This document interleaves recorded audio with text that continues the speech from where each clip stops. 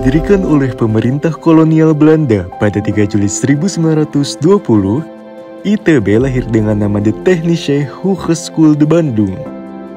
Beralamat di Jalan Ganesha nomor 10, Kota Bandung, ITB merupakan institut teknologi tertua di Indonesia. Tercatat pada 3 Juli 2020, ITB secara de facto berusia 100 tahun dan telah menghasilkan lebih dari 120.000 alumni yang berperan penting dalam pembangunan bangsa. Memiliki 12 fakultas dan 128 program studi. ITB memiliki visi untuk menjadi perguruan tinggi yang unggul, bermartabat, mandiri, dan diakui dunia serta memandu perubahan yang mampu meningkatkan kesejahteraan bangsa Indonesia dan dunia. Oleh karena itu, ITB mencoba untuk menciptakan, berbagi, dan menerapkan ilmu pengetahuan, teknologi, seni, dan kemanusiaan serta menghasilkan sumber daya insani yang unggul untuk menjadikan Indonesia dan dunia lebih baik. ITB juga berpegang teguh dengan moto In Harmonia Progressio yang memiliki arti untuk maju secara bersama-sama dalam kerukunan atau kebersamaan untuk mewujudkan visi dan misi ITB. Dalam rangka pemenuhan visi misi tersebut, pada ranah eksplorasi, produksi, dan pemanfaatan sumber daya bumi, ITB senantiasa menghadirkan Fakultas Teknik Pertambangan dan Perminyakan yang dirangkum dalam 4 program studi sarjana, yakni Teknik Pertambangan, Teknik Perminyakan, Teknik Metalurgi, dan Teknik Geofisika. Teknik Metalurgi hadir untuk menjawab tantangan masa depan akan kebutuhan manusia yang senantiasa berkembang dan bergantung terhadap hasil komoditas logam. Penerapan keilmuan metalurgi dilakukan dengan menanamkan pemahaman mengenai pemisahan mineral berharga, pengambilan dan pemurnian logam, proses memadukan logam, serta analisis sifat logam dan paduannya.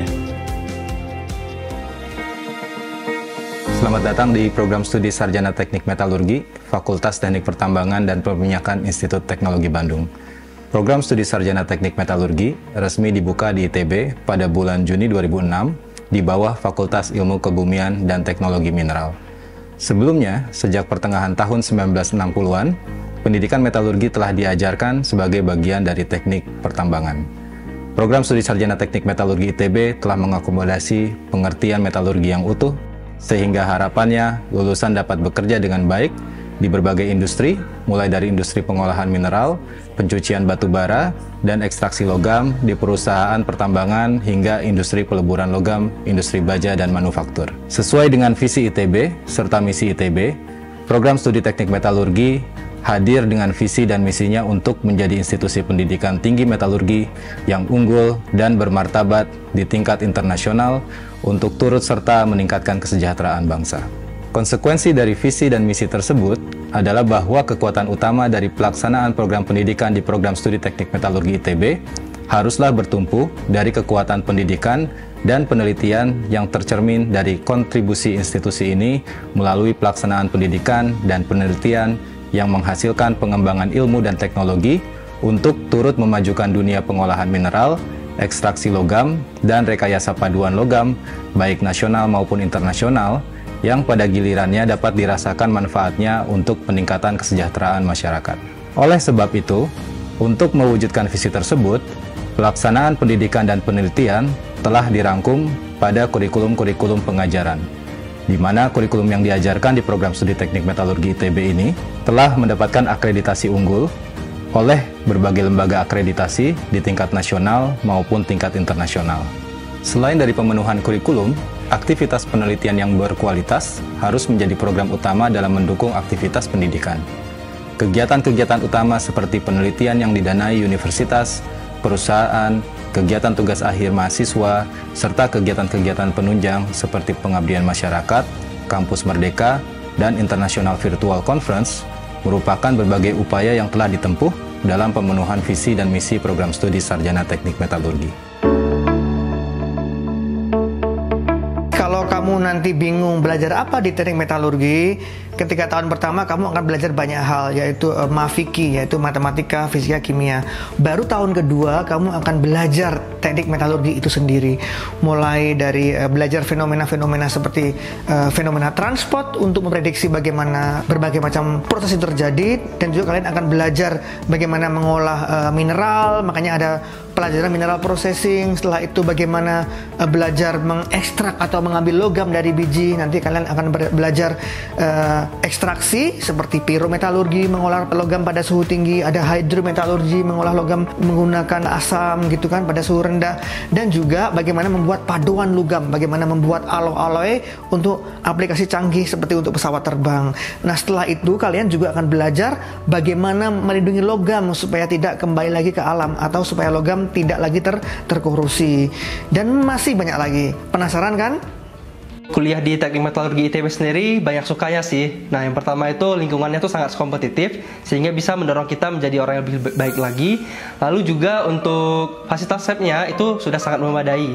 Yang ketiga adalah teman-temannya juga sangat-sangat suportif. Lalu juga untuk dosennya itu udah sangat-sangat ahli lah. Mungkin untuk dukanya sendiri itu lingkungan di ITB itu dingin, jadi kita harus beradaptasi dengan lingkungan di Bandung yang baru, dan juga kadang-kadang suka homesick karena ya saya sendiri berasal dari daerah yang jauh. Namun untungnya saya memiliki teman-teman yang cukup sportif sehingga dapat melalui ini dengan lebih baik. Dan juga untuk transportasi dan makanan itu aksesnya sudah cukup baik dan cukup dekat, apalagi punya fasilitas transportasi yang dekat dari kampus. Untuk memenuhi pelaksanaan kegiatan di program studi teknik metalurgi ini, kami hadir dengan fasilitas-fasilitas yang dapat diakses oleh seluruh sivitas program studi teknik metalurgi. Antara lain, perpustakaan teknik pertambangan dan teknik metalurgi, ruangan kegiatan perkuliahan, ruangan seminar, fasilitas tata usaha, dan laboratorium-laboratorium untuk menunjang kegiatan penelitian mahasiswa. Lab Pirometalurgi adalah suatu laboratorium yang ada di Teknik Metalurgi ITB yang berfokus pada penelitian mengenai proses-proses metalurgi pada temperatur tinggi. Ya, fungsi utama dari Lab Pirometalurgi ini adalah untuk melakukan penelitian. Itu adalah fungsi utamanya. Fungsi berikutnya adalah supaya mahasiswa di Metalurgi ITB ini bisa melakukan praktikum juga. Saya lihat dari peralatan-peralatan yang kita punyai saat ini, kita punya alat untuk melakukan aglomerasi dengan menggunakan pelletizing. Kita juga punya alat untuk membuat briquette, ya. Briquetting itu adalah untuk preparasi bahan bakunya. Kemudian paling kiri juga kalau misalnya di lab ini kita punya tanur muffle dan juga crucible yang digunakan pada temperatur maksimum sekitar 1200 derajat Celcius. Kemudian kita punya beberapa muffle furnace yang bisa dioperasikan pada temperatur 1700 derajat Celcius. Mengenai penelitian-penelitian yang dilakukan di laboratorium pirometalurgi sebenarnya sesuai dengan kebutuhan dari negara ini.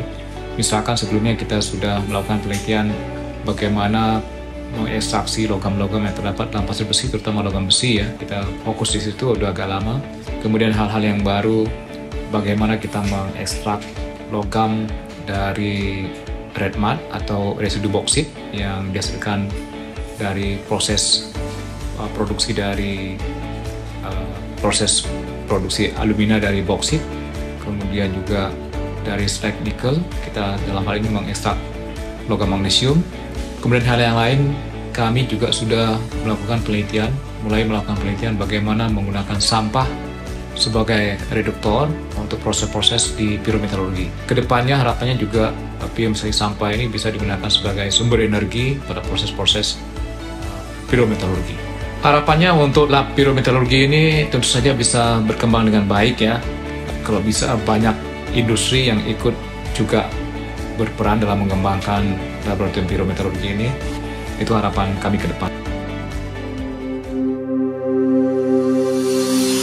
Hidrometalurgi dan elektrometalurgi adalah dua teknik dalam bidang metalurgi ekstraksi yang sangat penting untuk memproduksi logam, baik dari sumber primer seperti biji dan konsentrat maupun sumber sekunder seperti sisa hasil pengolahan barang tambang dan material daur ulang. Sesuai namanya, hidrometalurgi adalah teknik metalurgi ekstraksi yang melibatkan urutan aqueous, sedangkan elektrometalurgi adalah teknik pemurnian dan produksi logam yang melibatkan energi listrik.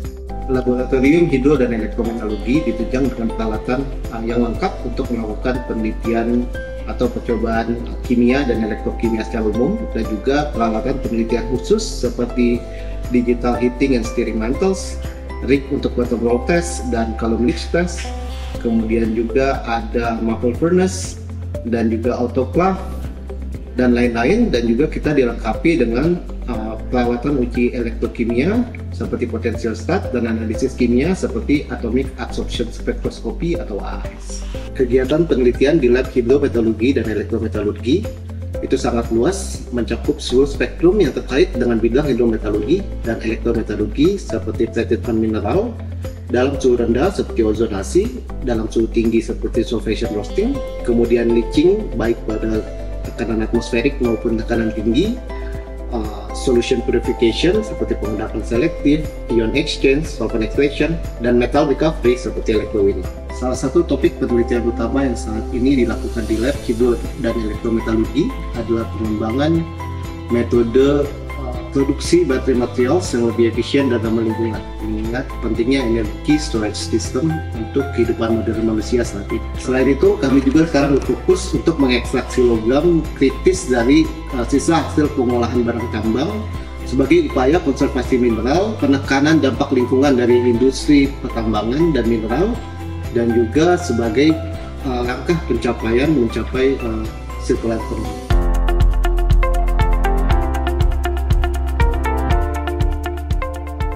Jadi ini adalah salah satu lab di teknik metalurgi, yaitu solid oxide system. Jadi di lab ini kita memproduksi berbagai macam produk oksida padat untuk membuat misalkan sel surya, bagaimana membuat solid elektrolit untuk baterai, dan lain sebagainya. Dan selain itu, bukan hanya kita mensintesis solid oxide untuk aplikasi-aplikasi canggih seperti untuk semiconductor dan lain sebagainya, kita juga memprosesnya mulai dari biji. Makanya di sini kita ada berbagai macam labu.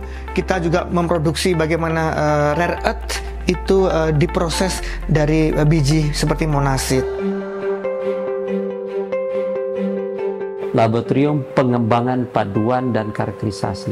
Sebelumnya lab ini sebenarnya bagian daripada Laboratorium Metalurgi Fisik. Nah, pada dasarnya kalau kita perhatikan di prodi kita sendiri itu ada, boleh dikatakan 3 sub. Yang pertama adalah metalurgi yang di bagian hulu, tengah, lalu di bagian hilir. Nah, yang di bawah keilmuan yang hilir yaitu metalurgi fisik itu ada beberapa laboratorium, dan salah satunya adalah Laboratorium Pengembangan Paduan dan Karakterisasi. Di laboratorium ini kita berupaya untuk melakukan katakanlah penelitian yang terkait dengan pengembangan paduan itu sendiri. Fungsi Laboratorium Pengembangan Paduan dan Karakterisasi ini intinya dia menunjang dari sisi pengajaran ya atau pendidikan, lalu kemudian dari sisi penelitian, dan juga kita membantu pihak luar yang ingin menggunakan jasa laboratorium ini.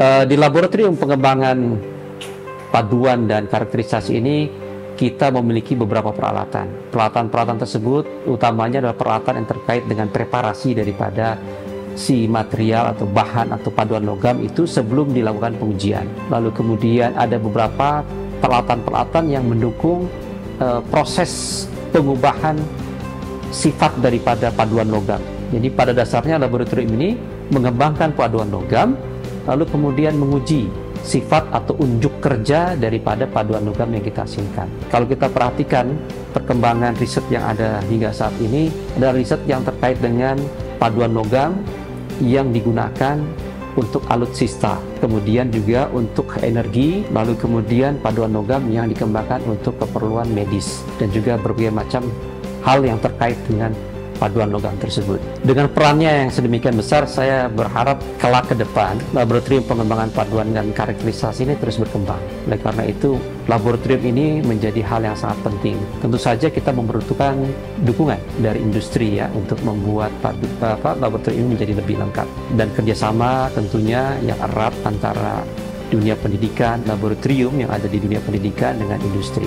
Kita berharap ke depan industri paduan logam ya itu berkembang sehingga banyak mensupport kebutuhan paduan logam di Indonesia. Harapan saya demikian.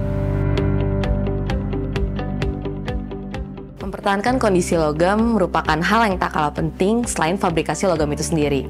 Terdapat beberapa penyebab suatu logam dapat terdegradasi, seperti cacat fabrikasi, erosi, dan korosi. Korosi telah dikenal sebagai faktor utama terjadinya degradasi logam selama masa pakainya. Pada skala besar, korosi tidak hanya berdampak pada kerugian ekonomi, tetapi juga keselamatan manusia.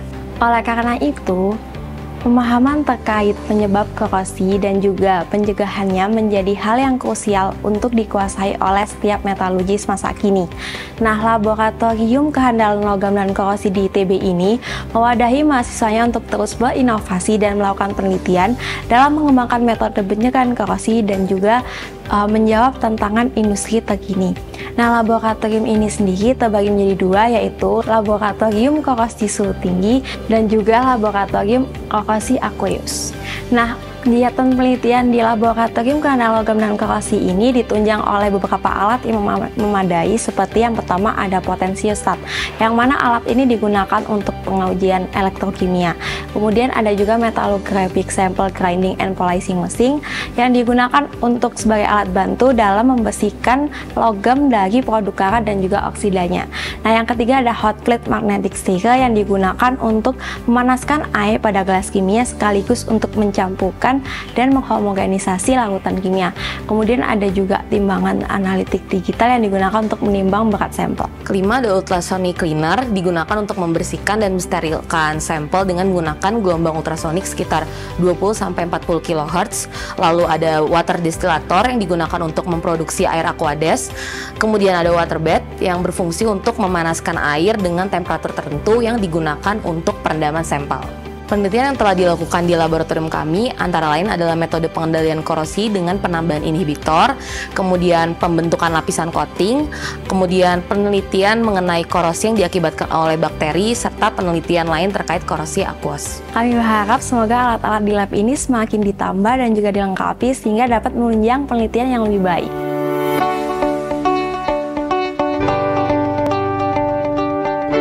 Lab ini adalah lab biohidrometalurgi. Bagian daripada metalurgi tentunya ada proses yang menggunakan mikroba ataupun tanaman, sehingga kita namakan lab ini adalah lab biometalurgi. Peranan biometalurgi ini sangat penting sekali dalam dua proses tersebut, dari mulai mineral processing sampai ke metalurgi ekstraksi. Dan kemudian untuk metalurgi fisik ada dalam hal ini untuk biokorosi, sehingga bagaimana caranya kita bisa melakukan strategi untuk bisa mengontrol proses biokorosi yang terjadi. Jadi lab biometalurgi ini adalah lab yang melakukan riset fokus pada bioproses, artinya proses metalurgi yang berbasis mikroba ataupun tanaman gitu ya.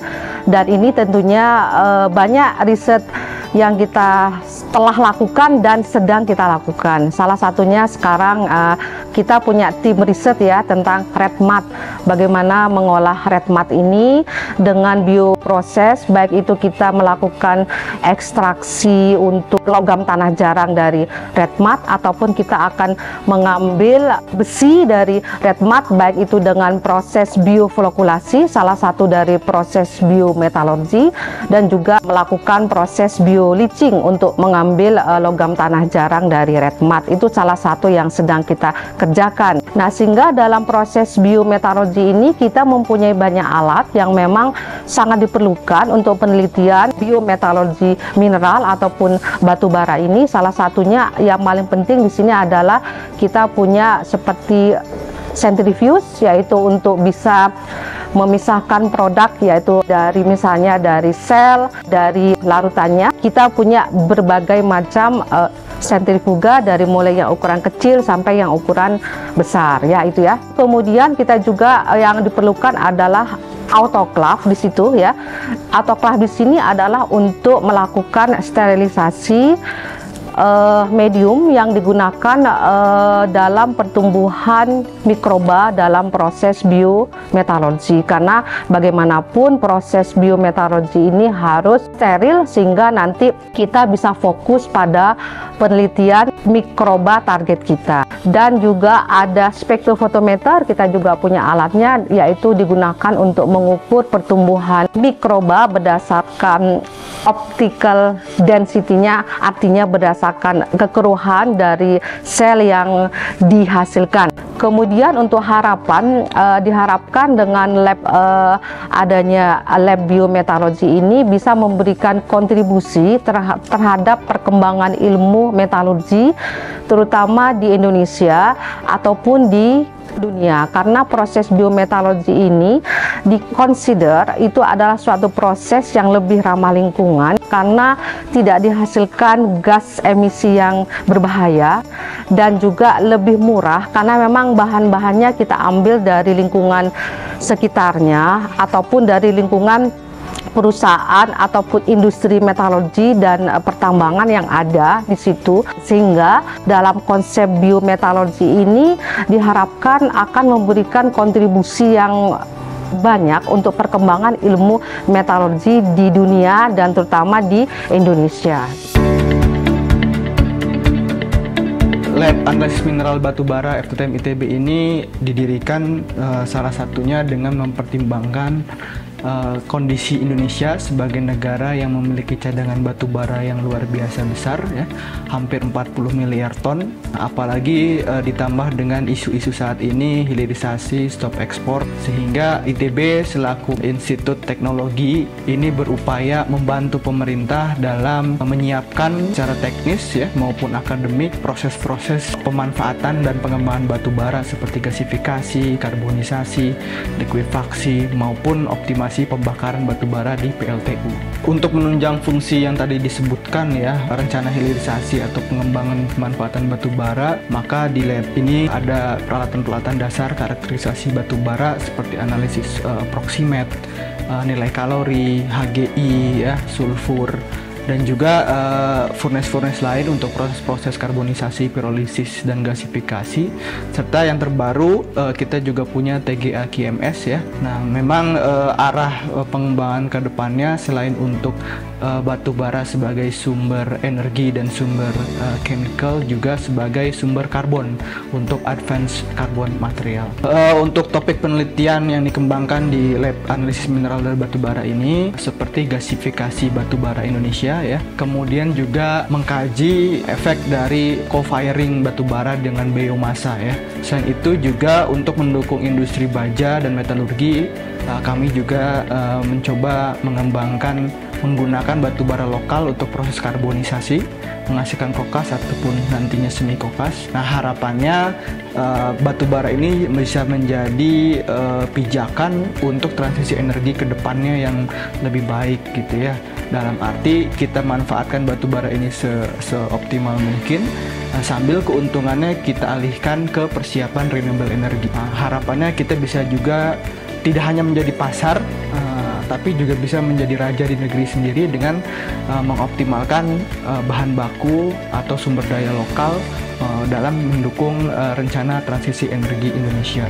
Ya, saya berharap agar di lab ini, khususnya untuk para mahasiswanya, bisa ikut berkontribusi, ya, berperan dalam tadi transisi energi dan juga hilirisasi batu bara, hingga apa yang kita kerjakan juga bermanfaat dan turut mendukung program-program pemerintah.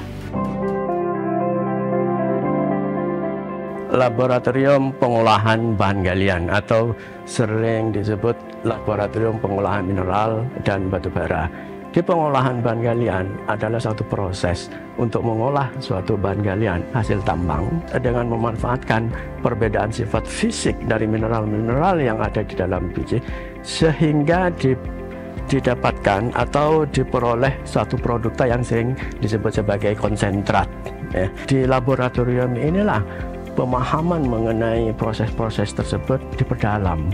Nah, jadi fungsi pertama dari laboratorium ini adalah fungsi pendidikan.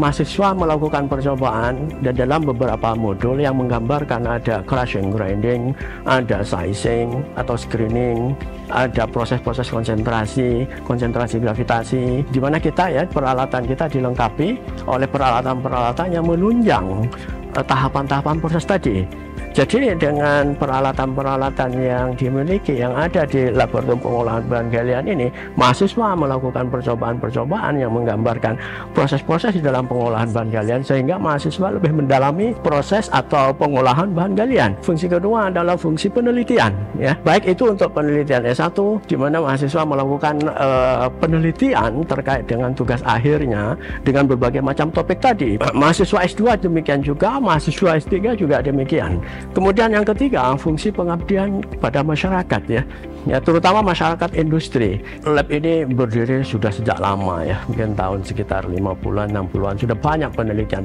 dilakukan, ya, yang tentu saja semua bidang terkait dengan pengolahan bahan galian. Ada topik tentang crushing, ada topik tentang grinding, kemudian sizing dengan menggunakan cyclone, kemudian percobaan atau penelitian terkait dengan shaking table, dengan Humphrey spiral, flotasi, termasuk proses bio yang mulai dikembangkan, ya. Jadi tentu saja kita terus, ya, meningkatkan fungsi daripada lab ini. Tantangan-tantangan ke depan itu terus kita coba mencarikan solusi dengan melakukan penelitian terkait pengembangan yang perlu kita lakukan. Nah, ini juga harapan ke depan bisa dikembangkan dengan melakukan penelitian dengan sumber secondary resources.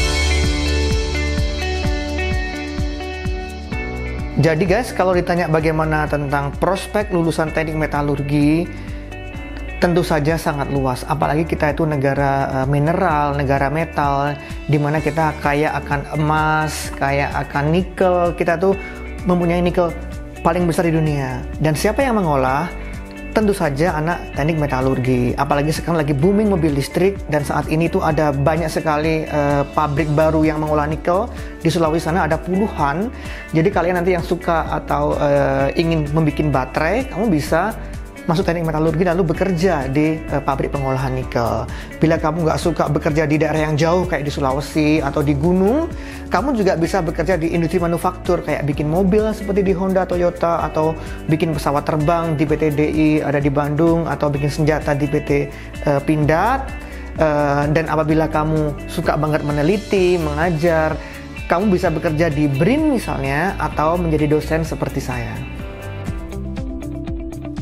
Setiap mahasiswa teknik metalurgi ITB diberikan kesempatan yang sama untuk mengembangkan potensi dirinya. Ikatan Mahasiswa Metalurgi ITB atau IMMG ITB hadir sebagai himpunan yang dapat mewadahi pengembangan potensi diri tersebut dengan berlandaskan kekeluargaan dan keprofesian. Berdiri pada 5 Oktober 2007, IMMG ITB memiliki tujuan untuk mewujudkan tujuan pendidikan ITB, memelihara ikatan kekeluargaan antar mahasiswa teknik metalurgi ITB, mengusahakan kesejahteraan anggota, memperkenalkan teknik metalurgi ITB kepada masyarakat, serta membentuk alumni yang dapat bertanggung jawab dan menjawab tantangan masa depan. Mahasiswa teknik metalurgi ITB dapat mengembangkan potensi dirinya dalam berbagai kegiatan himpunan, seperti kajian keilmuan, pelatihan keprofesian, pengembangan potensi diri non-akademik, pengembangan kreativitas melalui majalah keilmuan, dan kaderisasi. Kehadiran IMMG ITB di tengah masyarakat dapat terlihat dari program pengabdian masyarakat yang dilaksanakan IMMG ITB. Salah satu bentuk program dari pengabdian masyarakat tersebut adalah program Desa Binaan IMMG ITB. Dalam bidang keilmuan, IMMG ITB mencoba untuk meninjau kembali peran seorang metalurgis terhadap pemanfaatan energi baru dan terbarukan dengan menghadirkan acara festival metalurgi yang terdiri dari kegiatan seminar, lomba, penggalangan dana, dan kunjungan industri yang berskala nasional. Besar harapan saya agar IMMG ITB dapat berkembang lebih jauh dan dapat bermanfaat bukan hanya bagi anggotanya, namun juga bagi Indonesia dan dunia. Harapan saya, program studi teknik metalurgi dapat terus berpartisipasi aktif dalam pengembangan ilmu dan teknologi metalurgi sehingga dapat mencetak prestasi demi prestasi baik dari sisi mahasiswa maupun dosen, baik dalam lingkungan nasional maupun dalam lingkup internasional, sehingga memantapkan eksistensi program studi sarjana teknik metalurgi sebagai institusi metalurgi terbaik di kancah nasional dan dunia.